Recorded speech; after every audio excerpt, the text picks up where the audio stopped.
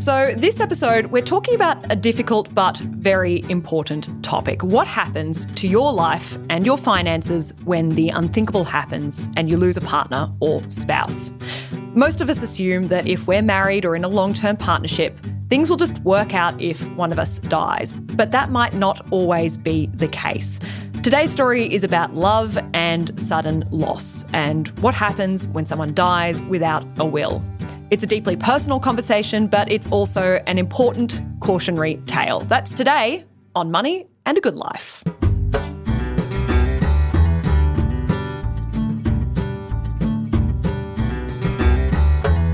My name's Stephanie Coombs and I'm here with my co-host and the money expert, Ryan Watson. G'day, Ryan. Hi, Steph. How are you? I'm not too bad. Today we're joined by Lahra Carey. She's an entrepreneur, communication strategist and media expert. She's also someone who has lived through something no one wants to imagine, the sudden death of her husband, Ben.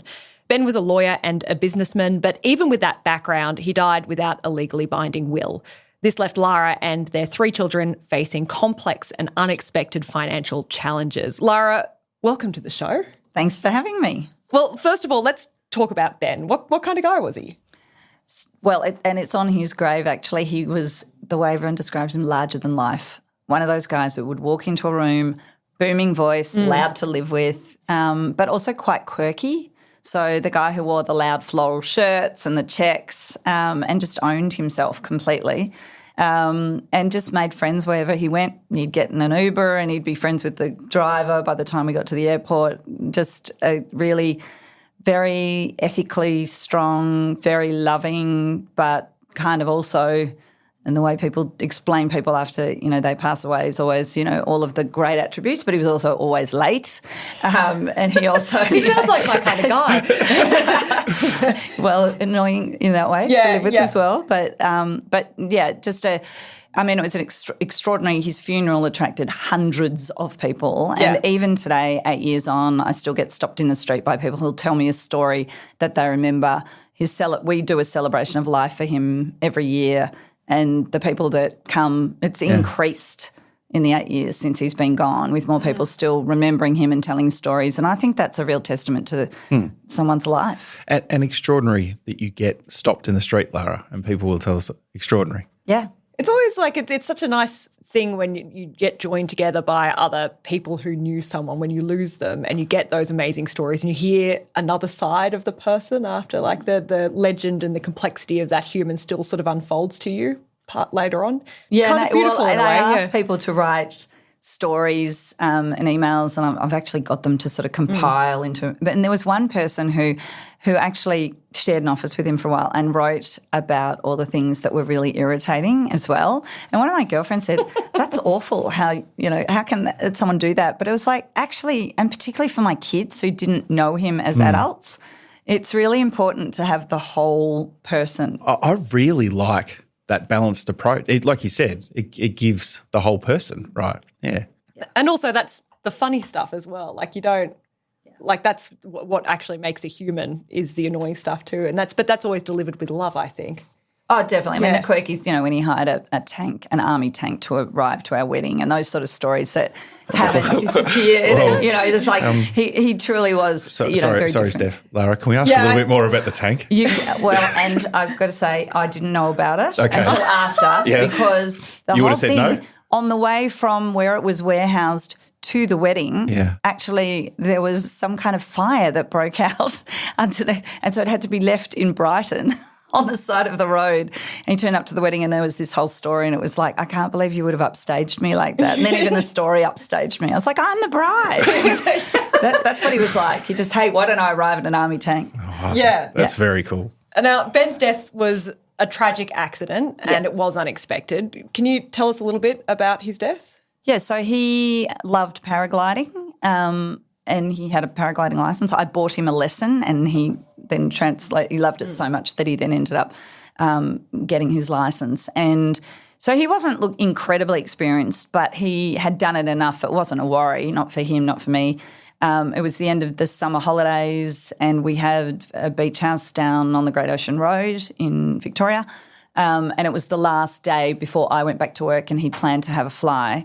And there was a bit of wind, but not terribly, but it just suddenly this gust of wind blew up, and he got dumped on a cliff top and ended up ultimately dumping him so hard. So he was conscious when he fell, and then lost consciousness by the time I got there. They were trying to revive him, but his body shut down, and so it was complete. Like, my last words to him were, "Can you just be back by 5? Because I've got to get on the road." And he was like, yes, you know. And I mean, I just, even when I was called, the friend who called me to say that he'd had an accident, my first thought was, oh, here we go. Now I've got to deal with a hospital. You know, it wasn't even like he was not going to be there. And then it's sort of, hang on, he might have injuries that will take a while to recover from, and which hospital do I have to get to, and all the logistics that go through your mind, not I'm going to have to tell my kids an hour from now that their father's gone. I mean, how could you know? The things don't go through your mind about that ground zero moment is just, I'm just in this moment, not what comes later at all. Well, I mean, in the immediate aftermath, obviously, there's unimaginable grief, which is something so shocking and something so awful. But then there is the logistics. And that's what no one talks about. Everyone keeps bringing, as my sister called it, bagel face, because people would turn up to the door with bread products and I'm so sorry, you know, how are you doing? And I think people imagine that you're sitting in a corner kind of, you know, sort of rocking. Yeah, in a darkened room. Yeah. But what they don't know, and this is my first piece of financial advice, and it's always whenever there's particularly a woman who loses a husband, I've got a group of widow friends, we call ourselves the feel-good friends, and we always go, tell her to take as much cash as she can out of the bank. We don't take bread products. We go and get your cash, because no one knows that the primary account holder's account is frozen until probate. And so you can't pay bills if you don't have your own credit card in your own account. And Ben's uncle died a year after he did, and I said to his aunt, do you have your own account? She's like, no, they had a joint account, but he was the primary card holder. And so her daughter told me the story of her, you know, kind of in the bank near her house, and people are coming up going, I'm so sorry for your loss. And she's saying thank you while she's shoveling $100, packets of $100 bills, because she didn't know he died on a cruise ship. She wasn't going to be able to access her money. So no one thinks about those things. No one thinks about all of the things that don't stop, the bills, the mortgage payments, all of the things that you need to kind of organise and pay. And having to navigate those as well while you are in, I would say, a mentally compromised state. Like, how can you sort of think clearly when you are also having to contend with terrible grief, the grief of your children as well? So what was it like in the immediate days and weeks after Ben's death? Well, the two-speed sort of mindset, I guess, because one of it was dealing with, one of my children just wasn't speaking. And by the way, for that child, we'd ordered our first ever puppy. I've never had a dog that had to be picked up a week after he died. And I was like, I don't think I can do this as well. But if I don't, this child will never smile again. There was that sort of, I need all these logistics and I need to take care of these kids. And then there was the dog. But also, we didn't have a will that was in place at the time he died. Well, let's talk about the will situation, because for all that, clearly an organised man, clearly a very smart man, legal background too, what happened with the will? How is that not an official document, what you had in place? So our kids, at the time that Ben passed away, my son was 13 and my twin daughters were 12. And there had been an ongoing argument between Ben and I. Well, not really an argument, but more of a, what happens if we die together? Who takes the kids? And we hadn't agreed on that. And so there was a will that was sitting, that had been drafted but not signed, because we just hadn't worked out that piece. Obviously, if something happened to him, I would look after our children, and if something happened to me, he would. But what happens if they were left without us? And I don't think this is an uncommon argument or discussion or point that no one wants to think about. No, it's not at all. It's if what we see through estate planning, Lahra, if people can't find total agreement, it doesn't get done. Exactly. Which is what you're talking about. That's exactly what happened to us. So this thing was there at the lawyer's offices and it just wasn't signed. So, and that's where I'm the evangelist around sort of the will and the estate planning piece. Like, even if it's like I went up to people, first year, and I still do. Have you got a will? Have you got a will? And they go, no, we just haven't worked it out. And to that point, Steph, the amount of people that we still see, at Tribeca where they're new clients, it's more existing clients are better, but I reckon it'd be about 8 out of 10 that don't have a will or a current one, maybe the one they drafted 25 years ago.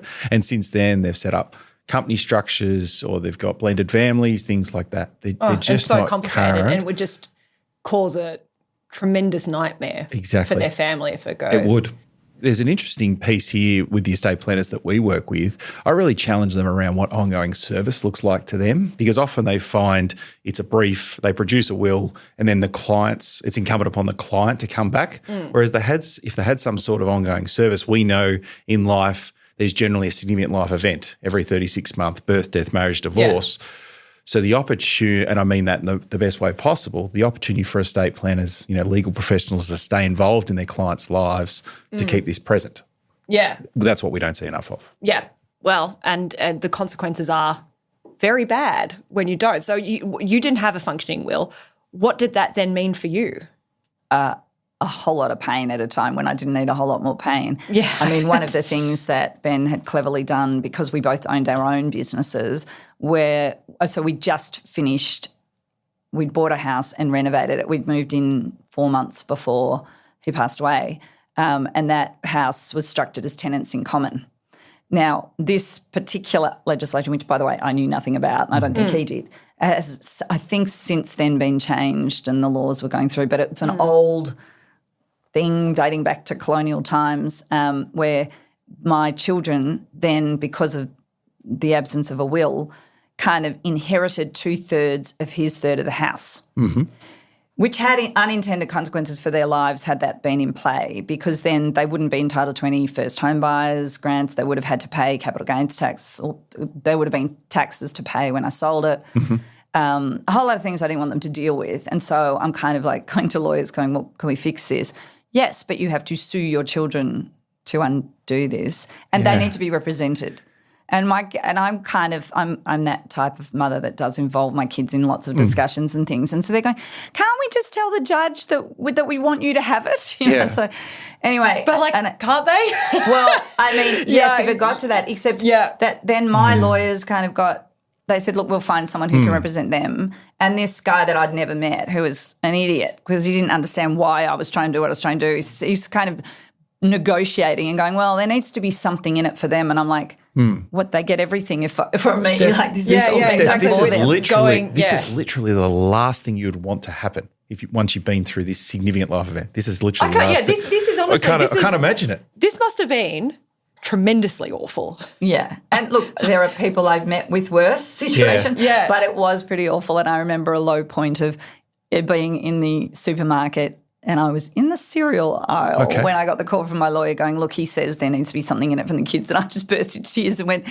this is for the kids. I'm doing this for the kids. Why doesn't he see that? Why are people doing this? So why are they making what is already hard so much harder? So much harder. And this is at the same time that I was kind of contesting the insurance policy to try and get the life insurance. Oh, and by the way, my accountant who managed all of our finances in Ben's business and my business was diagnosed with cancer and died. Oh, my God. So, which is also another whole – anyway, so that's the thing. It's like, who do you turn to? And that's the big thing where I think, make sure you're set up with someone that you trust, because then I had to find those people. And interestingly, and this is where people let you down, I'd had a conversation with Ben on the way to that summer holiday going, he was so smart and – I can read a balance sheet and I'm a company director on boards and I understand, but I'm not your person to decide how investments or taxes should be worked out. He was. And I said to him, if something happened to you, I would have no idea what to do or how all this runs. And by the way, he had offered many times, it was a kind of a joke between us where he goes, sit down, I'll explain it all to you. Yeah. And I kind of went, okay, and then I'll explain to you the different learning needs of each of our kids and what each of their teachers like. It was divide and conquer because we had so much. Because you were in the trenches with parenthood and running businesses as well. That's right, and it worked for us. And so, I would go, when did I become the Stepford wife? But it wasn't that. Yeah. It was just that when you have a trusting relationship, and so you go down that track, and somehow you get into it. Look, it's just easier because this is your skill set and mine's. And that's what, a relationship is, a partnership, But unfortunately, when it comes to money, we do all there is a lesson in this that we all do need to have some kind of understanding of what is going on for so many reasons. Yes, but but I think I'd go further than that, because you can understand. And Hattie sat me down. I mean, we'd just done this, we'd bought a house and renovated a house and sold a house. I knew exactly how much money we were spending and where the money was going, and we decided our budgets together, and I knew what the household expenses were. But, for example, on the house, I didn't know where we were in the payments to the builders, for example, because he took care of that. We decided the amount. I knew he wasn't overspending, but, exactly what was left and, wasn't on my radar. It was almost you'd agreed to the goals and the strategy, and the tactics were divided. So the That's people right. that were executing the tactics. Right. That's right. Yeah. And this was his skill. And so, investing our money and and he managed, which we'll get to, his family trust. And that wasn't something that I was involved with, So then it was like, I am alone and not only alone in this, but I need to skill up quickly. So I rang the smartest, at the time, the smartest person in finance that I knew, and I said, right, who's your accountant and who does your investment advice? And he gave me 2 names, and so my accountant became Ellie Leibovitz, who was absolutely amazing and transformed and just took on everything and went, right, it's okay, and has a very calm sort of demeanour. And Will Hamilton, who talked me through what I might need to consider. But again, and this is a big thing, and I know, Ryan, you do this, but it's a trust issue of, who you're going to talk to. And the great thing for me was no one pushed me to make any decisions quickly, just helped me clean up a lot of mess. Because they say after a death you shouldn't, for the first year, make any big decisions and any big changes anyway. Yeah. But there was a huge mess. Oh, well, I mean, you couldn't not make some changes. I mean, not like that was the nature of the knot that you had to try and untangle. But I think to Lahra's point, Steph, the mistake that some professionals make is they just try and do everything now, as opposed to respectfully more of a pace and lead approach. What's the pain? What's the problem now? And then we'll just fix along the journey. Yeah. They can see everything quite clearly, want to get from point A to point B, but there are multiple steps in between. But you also need – this is the trust thing, and it's sort of a funny story. 2. One is that I ended up getting Ben's superannuation, and my psychologist had said at the time that Ben died, we were planning a trip to Africa. I've never been to Africa. He had. We were going to take the kids. And she said, go anyway. And I was like, I don't think I can do this. And it was a whole thing of overcoming fear and and by the way, it was actually not a great decision. I don't think when you're in that situation a year after you've lost your spouse to go to the wild plains of Africa with your 3 kids and be stuck in a 4-wheel drive on safari is the best holiday. However, we did it. But it was because it's sort of a dangerous place to be as a woman with 3 kids. It was a really expensive holiday because we needed sort of guides everywhere, and I'd sort of handed it over to someone, and we spent his super, and I kept – kids are going – this is so irresponsible, Mum. I'm like, but we're in this great, fantastic glamping, listen to the lions. They're like, can't believe you spent all that money. Like, honestly, it was still such a mess, and I just spent many, many tens of thousands of dollars on this holiday at a time that I couldn't afford. But there was no one. And so conversely, forward, many years, and these fabulous, financial advisors that I have, where I finally, I'm traveling with one of my children at a time. I didn't travel business class ever. Yeah. And I'm going, is this irresponsible? And lovely John Green's going, well, it's your money. And I'm like, no, I need someone to tell me it's okay. Yeah. Give you permission to do it. Yeah. And so he went, well, yes, I think you can afford it. You should do it. So it's like, that's what because, that's the thing. It's like, I'm on my own in this, and this is scary and big, and there's so many parts and pieces to my life. And, finally I'd finished school fees, but it was all of that and paying bills that I wasn't used to paying and, all of it. Well, we've often talked about on the podcast, haven't we, Steph, about helping people make informed decisions. And that's exactly that, right? Yeah, letting someone actually enjoy the money that they have at a time where they needed it. But what I'm getting a lot from this as well is that you are someone who has a background in crisis management. Like being in a crisis is how you make money, right? No, like they managing other people's crisis, it's a very important distinction. But no one could have been you have obviously managed this very, very well because this is partially sort of the area and the work that you thrive in. How could an average person get through this? See, I don't think I managed it very well. Really? I think I got through it. When I hear you talk, it sounds like you made every decision the best you could with the information that was provided to you at the time. I think the lucky bit was, and I would say this to anyone, look at who can you trust and inform yourself. But it wasn't until I look back and I think a couple of things, like I think I thought, like most people probably do, like these things happen to other people. I kept, feeling, even on that cliff top, like I'm in this really terrible sort of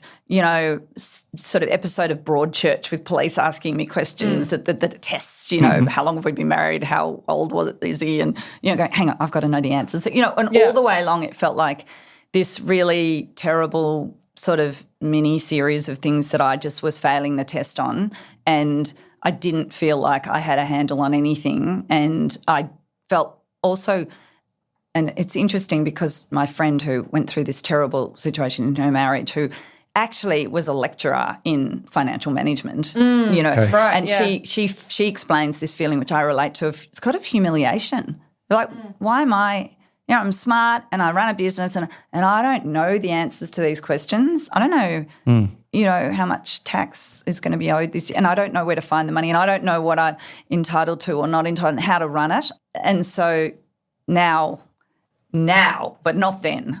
I can watch a YouTube video and fix the dishwasher and change the, smoke alarm battery and, things that I didn't have the skills for. But I did love how you said, Lahra, that you went to somebody else that you really trust and then looked at who their professional network was. Yeah. It's a great strategy. Yeah. That was the luck bit. The luck bit is I have people who would stand up in that moment. Or even that advice of widows passing on to other widows going, get your money out before the bank closes the account, that sort of thing. And then the whole probate thing, you just don't know this until you go through it. And it's not anything that I can use again, so I pass it on. Yeah. At what point did things start to get easier? Was there a turning point where you were feeling like you're out of the trenches? That's a really good question. It was incremental, I think, because every time you think you're getting ahead, for me there was also the day where, I changed phone accounts. This is my own phone. And I had Ben's voicemails to me saved, and I went, but I need to make sure that the phone, no, it won't affect anything. And then they were lost. And there's a whole, but it ends well because there's, but again. we both went. I know, and it was like unbelievable. And the whole story of that day is just awful on its own as well. But then my sister had a friend who was married to a guy who worked at Telstra and she said, should I get him involved? I'm like, I've spoken to everyone. I've been to Apple, I've been to the Genius, everyone put it back on everyone else. And anyway, long story short, he put me onto the guy who actually built the voicemail system, who rang me and then said, can you let me into your computer? What were you doing? I said, I was making dinner for my kids. He said, okay, go back to that. I'll call. And then he called me back and went, and he played something and I was like, ready. It wasn't him. He goes, okay, that's not him. Don't worry. Go back. And then they all came back. So that's cool. What a hero. Yeah. Absolutely. But it was that thing of like when you ask where, you don't feel safe because things keep going wrong and things keep happening that, it doesn't sound like such a big deal, or maybe it does, but, going, they're lost and something else has happened and something else has happened, and that kept happening. But on the financial and the I'm in charge of my life piece, probably took 5 years. Yeah. And maybe even then it was like things, but it definitely until my kids were through school. And I kept saying, because it was 6 years, my girls were starting year 7 and I had 6 years, and that was my mantra. For the first year I kept going, 6 years, just get through 6 years, just get through 6 years. And now it's been 8, and I'd say for the last 2 it's like, certainly my kids are still costing me a lot, but I get how to pay and how to do everything and where they'll it do all that. is. And they'll do that for a long time. But it wasn't so much there was a light at the end of the tunnel. It was more like a very distant speck, and you kind of dug your way out. Oh, yeah, because I'd had that mantra, and because at some point things got better in terms of just the rhythm of life without him, and it is that incremental skilling up. I mean, I talk about the smoke alarm battery. That broke me the first time I had to do it myself. And, of course, I'm sure you do your own, Yeah. But that was his thing. He took care of those things. And so there was this, and I talk about it, to myself. I don't think I was so competent. I think I felt like this couldn't happen to me and I was special and I was entitlement's probably the wrong word, but, I think I was a bit of a princess that just thought, I was being looked after and I didn't have to do these things. It was below me or I don't know. And then it was like, no one's here to do this. You've got to just learn. And so I did. And that's that feeling of kind of, I guess, empowerment. And 8 years on, I go, How did this also affect your career and your plans? Because, I'm sure that you had your own sort of idea of how your professional life was going to unfold when you had someone else who was working and providing income to the family unit.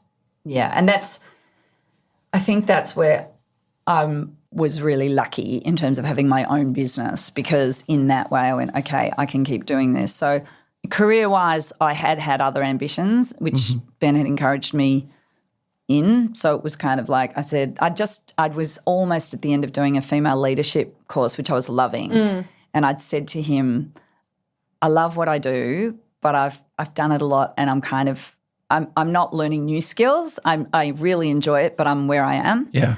And he was like, okay, what does that look like then? And I said, I don't know. I get that there's something else that I can offer. And so he said, what do you need? I said, I probably need a year. So he went, okay, let's organise to sell your business. It had been a lifestyle business. And he said, these are the things we'll do so you can have your year and work out, what you're going to be when you grow up. And that was a few months before he died. So I was like, okay, at least I'm lucky I have this business and it's a good business and I know what I'm doing. I just got to keep doing that. Yeah. And did it all sort of resolve? Obviously, you successfully sued your own kids to get the house, Yes. which is a strange thing to say as a good thing, but that happened and your husband's business sort of transitioned. And his partners just, it became its own. I love seeing that it's out in the world so successful and they did do that and created two parts of the business which each of them run and I'm so proud of them for that, yes. So it took a lot of years and it took a lot of learning, but eventually everything sort of solidified into a new rhythm and it seems to be going very well for you. Yeah, and it's funny because for a long time you do even in my own career, I always wanted to – I think one of the things that the leadership course taught me, and if I would have articulated it, is I was really interested in being – I love sort of I had been on a board and I really enjoyed being a director and the strategy piece and I've got a good lens for that, wanted to do more of that. And a whole lot of serendipitous things happened where that continued to be the case even though I kept my business. And, you look back and sort of go, would this have happened if he was still alive? And then, no, because I wouldn't have met that person and then that wouldn't have happened. And then it comes a point where you can't look back down that sort of pipe anymore. Yeah. My kids often say to me, my son said it the other day, he said, what do you think Dad would think? And it's so impossible to know, what he would think of this because there were 4 things that happened that I don't think would have happened if he would have been alive. If there's anyone who's listening at the moment, what do you want them to take away from this? What's the one lesson you wish to impart to people? Well, the things that Ryan would say in a much more boring, kind of manage your finances way. Steph hates the boring.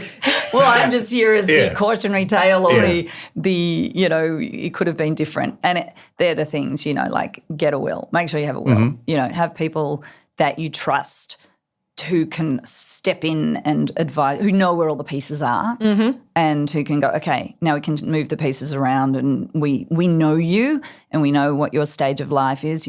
For me, I did find those people, but it took a year and a half and also for them to sit there and do nothing and just not nothing, help me without being paid anything to go, well, here's how it might work out. But and look, probably I go further and then go I think when these things happen, I felt like my life really was over. I was there just for the kids. But you can, and I think with the right people that you trust, you can have ambitions and goals for yourself And you just need someone who's going to back you in that. And who are those people? So find those people. No one wants to think about it though when everything's going well or it's not going well. And is it fair to say as well, Lara, at that time you feel alone, like you feel like it's all on you, and therefore if you can find your people, professional or otherwise, they're there to help and lend a hand? Completely. And so in the professional part and the personal part of it, all of it in that way. But also, and this is going to sound so soppy, and I'm really not a kumbaya person at all, but I went from really wanting to die. But, somewhere along the line, I said to someone the other day, they thought it was really strange that I think about dying every day, but not in a way of I wonder, I'm so aware that we all die, that the precious gift of what I have, every day I'll walk the dog and think, I wonder whether it will be today. Will it be a car accident or will I get an illness? It's going to happen. My mum hates me saying this. She's turning 80 and she's like, that's so bleak. I'm like, no, it's not. Because living, knowing that this is not permanent gives you a different kind of lens on your relationships. And I always say, stand in front of Ben's grave.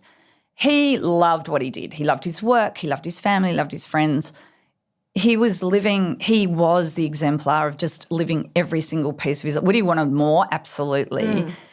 But are you doing it the way you want to do life? Yeah. Are you making compromises for tomorrow? I was caught up with a friend the other day who's living in a house she hates, and it's all about, but this is for the future. No, you've got now. Yeah. It's a real piece in that, Steph, around being present and aware. That's what I take from your thoughts around that every day, Lara. It not challenge it, but it creates an awareness for you every day. Yeah. Yeah. And it's not that you don't plan for a future. Yeah. But, it's that, I always say it's that, with superannuation, it would be really helpful to know when we're going to die because you could really plan it properly. Yeah. People leave too much on the table though as well. We know that. And so what are you doing to make your today, making sure that you're prepared for tomorrow, but really just, kind of set up for today. Not taking it for granted. It's that and piece, Steph, people as opposed to always tomorrow, today and tomorrow. Yeah. And I mean, it's not necessarily the life that you thought you would be having, but it's not a bad life. No, it's a good life. Really, really happy. Do I miss him? Absolutely. Would I have him back and have the life back that I had in a heartbeat? Yeah. But I'm very happy and I'm grateful that I get the days.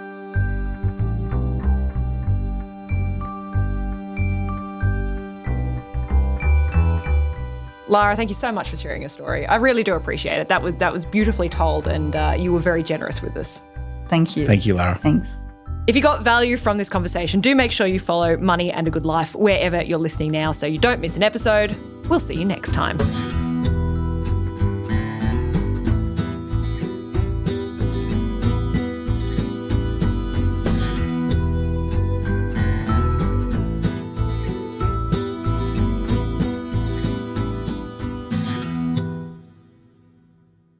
Advice given in this podcast is general in nature and is not intended to influence decisions about investing or financial products.